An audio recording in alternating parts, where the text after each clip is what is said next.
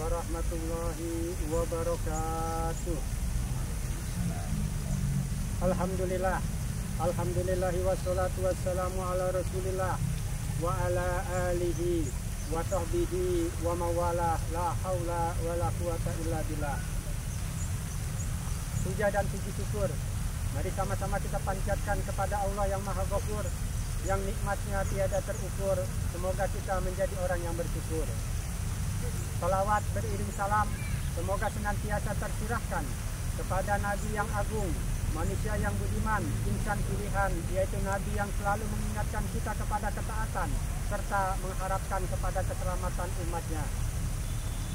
Hadirin wal hadirat, pemirsa channel TV dimanapun berada, serta hadirin yang berada di studio.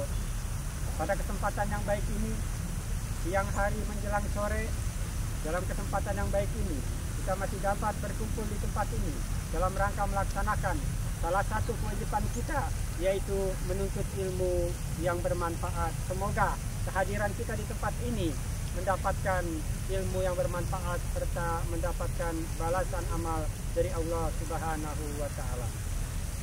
Saudara-saudara sekalian yang dirahmati Allah Subhanahu wa Ta'ala, ada salah satu nikmat yang besar yang diberikan oleh Allah Subhanahu wa Ta'ala.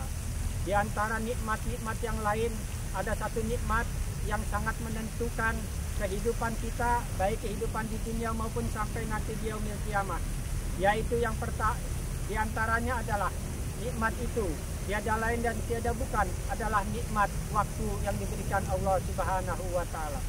Bahkan karena sangat pentingnya nikmat waktu ini, Allah Subhanahu wa Ta'ala sampai berpesan dalam sebuah surat, yaitu di mana di antaranya Allah mengawali firman-Nya tersebut dengan kata-kata sumpah.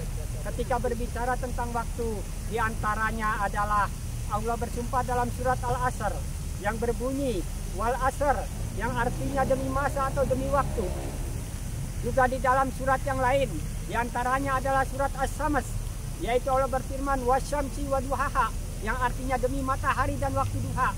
Juga di dalam surat yang lain, Allah menerangkan di dalam surat Al-Lail yang berbunyi wal lail, yang artinya demi masa. Ini menggambarkan bahwa waktu itu begitu berharga. Allah Subhanahu wa Ta'ala bahkan meletakkan nilai dan harga sebuah waktu dalam firman-Nya di sebuah surat secara utuh, yaitu di dalam surat Al-Asr. Namun sayangnya saudara-saudara sekalian yang dirahmati Allah, ternyata walaupun Allah sudah mengingatkan kita tentang waktu, ternyata masih banyak orang yang menyia-nyiakan waktu, yang membuang-buang waktu, yang tidak memanfaatkan waktu dengan baik. Orang yang seperti ini nanti dia bukan hanya rugi di dunia, tapi juga rugi di dunia. Saya yakin saudara-saudara semua pasti tidak ingin menjadi orang-orang yang rugi. Saya yakin sekali saudara-saudara semua pasti ingin menjadi orang yang beruntung. Kita sebagai orang yang beriman kepada Allah Subhanahu wa Ta'ala telah diajarkan oleh Allah Subhanahu wa Ta'ala bagaimana supaya kita bisa menjadi orang-orang yang beruntung. Paling tidak ada dua cara yang dapat kita lakukan agar kita menjadi orang yang beruntung, baik beruntung di dunia maupun beruntung nanti di yaumil kiamah. Yang pertama yang dapat kita lakukan saudara-saudara adalah kita menjadi orang yang bersyukur. Bersyukur atas segala macam anugerah serta nikmat yang Allah berikan. Sebagai contoh, kalau kita memiliki harta, maka nikmat bersyukur adalah gunakan harta itu sesuai dengan perintah Allah Subhanahu wa Ta'ala. Titipkanlah harta kita di saudara-saudara kita yang masih kekurangan. Titipkan di musola, titipkan di tempat-tempat yang baik, titipkan di anak yatim, sehingga harta kita ini menjadi harta yang membawa amal soleh bagi orang yang memilikinya. Kalau kita punya kesehatan, maka gunakanlah kesehatan ini sesuai dengan perintah Allah. Kita punya badan yang sehat, kaki yang dapat melangkah, mata yang dapat melihat, adalah nikmat Allah yang sangat berharga. Maka gunakanlah semua nikmat tersebut sehingga bisa menambah amal soleh kita. Kalau kita punya ilmu, gunakanlah ilmu kita dalam kebaikan sehingga kita bisa menjadi orang-orang yang bersyukur di hadapan Allah Subhanahu wa Ta'ala. Kemudian yang kedua yang dapat kita lakukan agar kita dapat memanfaatkan waktu dengan baik adalah dengan melakukan introspeksi atau evaluasi diri, atau dalam bahasa lain disebut dengan muhasabah. menghitung-hitung diri kita. Apa yang harus kita hitung? Yang kita hitung adalah tentang kelakuan kita, perbuatan kita, terutama kebaikan dan keburukan kita. Dengan muhasabah diri kita, dengan mengevaluasi diri kita, yang pertama keuntungannya kita menjadi tahu di mana letak kesalahan kita selama ini, sehingga kita bisa menghindari kesalahan tersebut agar tidak diulangi di kemudian hari.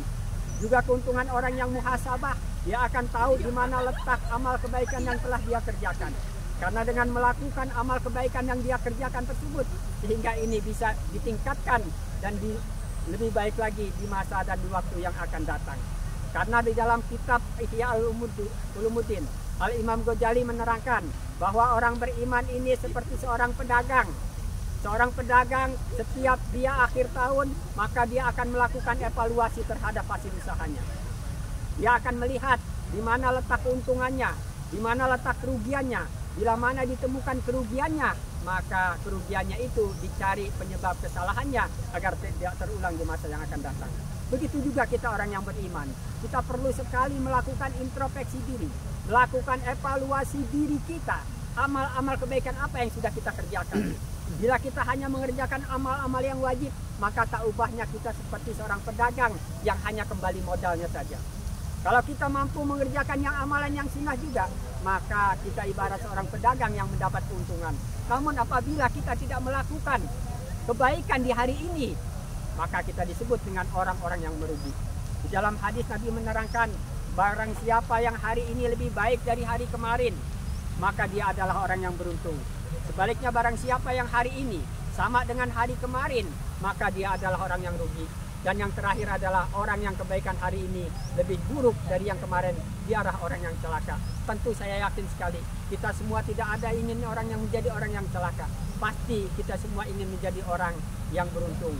Menutup pertemuan pada sore hari ini, mari kita tidak punya pilihan lain kecuali kita menjadikan hari ini sebagai titik awal dari setiap kebaikan, sekaligus kita jadikan sebagai akhir dari setiap kesalahan dan keburukan.